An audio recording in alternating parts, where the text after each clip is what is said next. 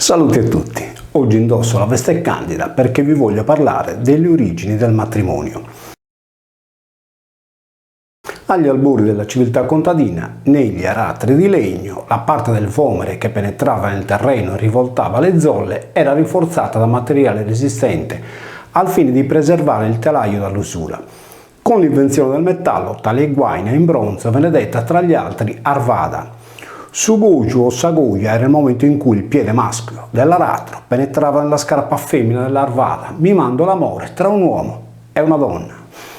Nella Roma repubblicana, una delle più potenti confraternite di cui aveva fatto parte Giulio Cesare quando assunse l'incarico di pontefice massimo, era detta fratres arvales, rifacendosi alla parte più importante dell'aratro. Costoro svolgevano la funzione di sacerdoti cui compatevano cerimonie propiziatorie per il raccolto dei campi. Arvada, in latino arva, è un sostantivo femminile che significa tra gli altri pascolo, terreno inseminato o da inseminare. Il seme, quello dell'uomo, veniva impiantato nel ventre della donna come semente nella terra. Arbu o arva è il colore bianco dell'alba, detta in sardo arbeschida o arveschida. Arva, ischida, era la luce lunare, ma anche il mare solcato dalla chiglia della nave, appellato in latino arva neptunia. Nel calendario lunare il primo giorno del mese era detto in latino calenda, vale a dire luna nuova o crescente, mentre il 13 e il 15 di ogni mese era denominato in latino idus e in sardo idas, ossia luce lunare al suo massimo splendore. La luna impersonata da Diana o Zana con il suo abito candido era considerata la Vergine per eccellenza. Il passaggio dalla vecchia alla nuova luna è appellato in sardo cujuvios de mese. Mettere le cose in chiaro, come la luna è tradotto assicurare sagujua, prima del matrimonio. Il momento in cui il maschio dell'aratro poteva entrare nell'arvada femmina è detto iscrario, vale a dire chiarificatore. Tale passaggio è denominato entrata in italiano. La sesuia, ossia l'anello dentro cui veniva infilato il timone, ha dato vita a sessus e il bagione al grande basium. Ambi sono chiamati in italiano combina, da cui il matrimonio combinato. Amare o gamare, in sardo aggamare, è la prima forma di unione tra individui e si rifà alla gama o alla bama del gregge. Al contrario, sgamare, usato nel gergo linguistico dei giovani, è rappresentativo dell'azione individuale ed emarginare qualcuno dalla gama o dal gruppo. Fino a poco tempo fa, due innamorati che si mettevano insieme venivano definiti amagados, che sarebbe la metatesi di agamados, o più semplicemente la contrazione di gamagados, che in catalano significa nascosti, celati per fare l'amore. La fiducia, in sardo s'avvide, dunque la fede, è uno scambio alla pari tra fidelis, quindi tra fidati, fedeli o leali, soprattutto in amore. Un evento dell'anno scandisce il tempo in cui fedales o coetanei giurano fedeltà reciproca per stringere un patto perpetuo di fratellanza ed è il giorno del solstizio d'estate. Pertanto il 21 di Lampada, Sol Giugno, spostato al 24 nel calendario giuliano, oggi festa di San Giovanni, si salta sul fuoco a mano tenta. Qui si diventa compares, vale a dire cum pares o alla pari, e comares, ossia cum mares o acque ancestrali. La fede ha un peso uguale tra individui che si giurano fedeltà. L'inizio dell'estate infatti tagliava esattamente in due l'anno solare, paris paris o che pare. Per questo in sardo la istadea o stadera prende il nome del sostantivo istate, estate in italiano, la bilancia che teneva in equilibrio il tempo. Lo scrittore Lucrezio racconta di individui che saltavano sul fuoco il giorno di Nova Lampade per festeggiare il momento più luminoso dell'anno. Ancora oggi in Sardegna si accendono i fuochi o fogarones per rinnovare il rito millenario di comparaggio. Cumpares e cummares era un modo di dire per terra e per mare. Il maritus era infatti il promesso sposo, lo sposo, il fidanzato, che legava la terra al mare. Arva Neptunia era perciò sinonimo in latino del campo marino. Sul sponso, da cui è nato si sposo, era dunque una promessa, un obbligo reciproco, gemellare, come due sponde germane o gremanas che delimitavano un acquedotto, il corso di un torrente o gli approdi opposti al mare. A legare l'uomo alla donna oggi un simbolo chiamato anello, senza il quale non ci si può sposare. L'anello che ha dato vita alla civiltà contadina era di cuoio e legava l'asse del carro, il timone dell'aratro al gioco dei buoi. Gli sposi erano uniti figuratamente al gioco, in sardo zuvu, giuo, zuvu, per tirare il carro della vita.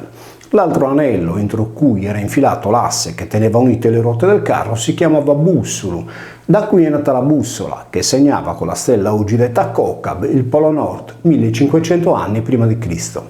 In sardo il polso è detto bussu, con la radice della stella arancia detta Coco, da cui ha preso il nome la scocca del carro o il cocchio. Dal giuale o zuvale nasce il verbo azzuvare, aggiudare, vale a dire darsi aggiudo o aiuto l'un l'altro, connubio espresso ancora oggi nel detto gallurese, dall'aneddu, piglia l'aneddu, dai l'anello, piglia l'anello. Come in latino, anche in sardo l'infinito del verbo coniugare voleva dire aggiogarsi in matrimonio, come due buoi uniti dal gioco. L'unione però non sempre fa la forza, e come recita un detto sardo, su guscio est che a bibere dei zazzucca, nu ischis mai ite badintro. Il matrimonio è come bere della zucca, non sai mai cosa c'è dentro. In antichità le feste principali erano segnate dal sole e dalla luna. Oggi festeggiamo con la Pasqua, in sardo Pasca di aprile, la resurrezione di Cristo nella prima domenica successiva di luna piena all'equinozio di Verano o primavera, ovvero sia al giorno del 21 marzo, quando la luce del sole prima eguaglia e poi primeggia sull'oscurità, dando vita alla primavera. 3000 anni prima di Cristo, in questa giornata, transitava sulla linea del sole la costellazione del Toro o Boe, delle cui corna i guerrieri sardi avevano adornato i loro elmi. La seconda festa per importanza è quella della nascita di Cristo, che riprende il solstizio d'inverno nel giorno del 21 dicembre, fissato dal calendario giuliano nella notte del 24, quando il sole rinasce per illuminare di luce crescente il nuovo anno.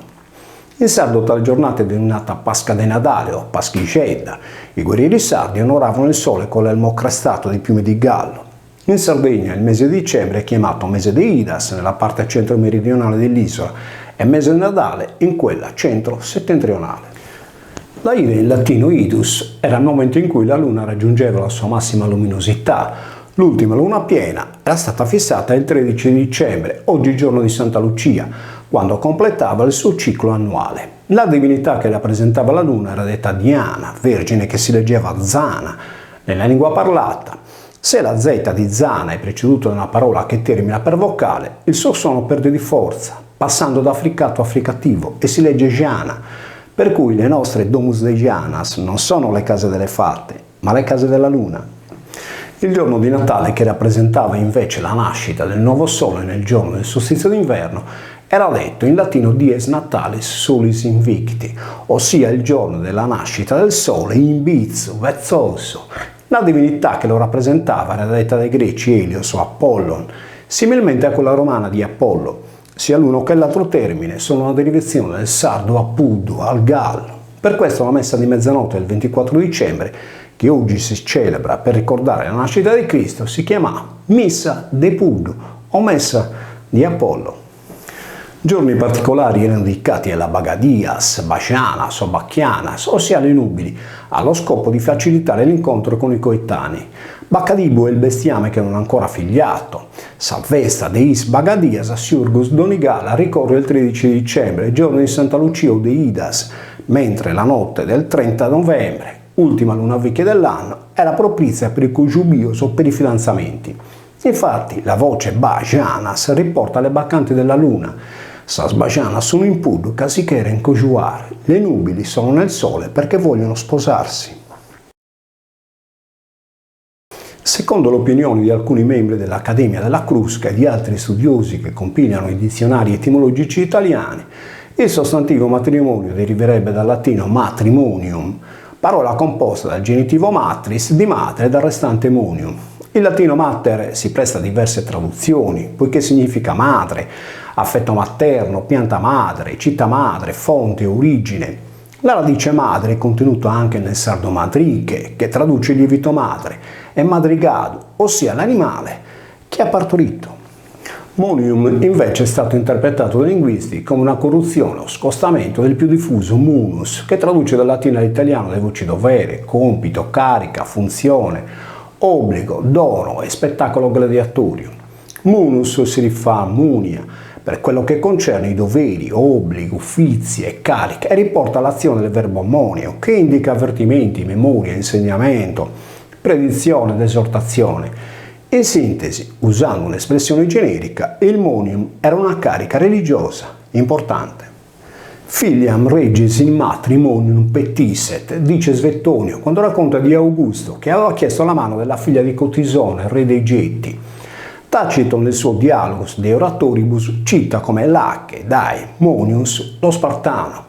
Vadimonium è in senso figurato la promessa, vadum, obado, il guado, l'acqua bassa, il vates o battes, il sacerdote proposto all'abbazia o abbadia. La cherimonia, ossia il rito religioso, la sua origine nella chera, in sardo cera. Quindi il lume o nella cherra, la crusca, il fumento, che si rifà a cerere o cherrere, diva. Va da sé che il Lacedaemonius, così come lo pronuncia Tito Livio rivolgendosi allo spartano Lacedaemon, altro non è che un prestito del sardo pellagico Lacedaemonius, vale a dire cisterna o vasca sacra del Monius, dove Monius, senza la desinenza S del nominativo e con il nesso consonantico N più I più vocale, che trascrive il nostro N più Z più vocale, diventa Monzu. Il sacerdote che assolveva al culto delle acque era denominato Monzu, poiché aveva il copricapo cornuto come una monzetta o chiocciola, da cui testimonzu o testimone. Mongiu è un cognome sardo e Monza è il nome ancora dato oggi in sardo alla monaca. Il matrimonzu diviene la consacrazione del rito di Samatriche, il lievito madre, chiamato in sardo anche Erminzone, riportato nella grafia con Hermes, Dione, le divinità di Hermes, dio della procreazione, e di Dione, dea della luce. Con il cristianesimo il demonzo divenne il demonio, quando il Zuvale era già il Zuvanni Battista. In sintesi il matrimongiu era il passaggio dalla condizione di baccadia o nubile a quella di madrigata, la femmina in età fertile o figliante. Suco giubio era dunque il fidanzamento, dove per bio, che si rifà alla bida, fitta, si intendeva proprio la luce lunare, sabida o ida, ma era durante la nascita del sole che le donne si preparavano per suo giu vero e proprio.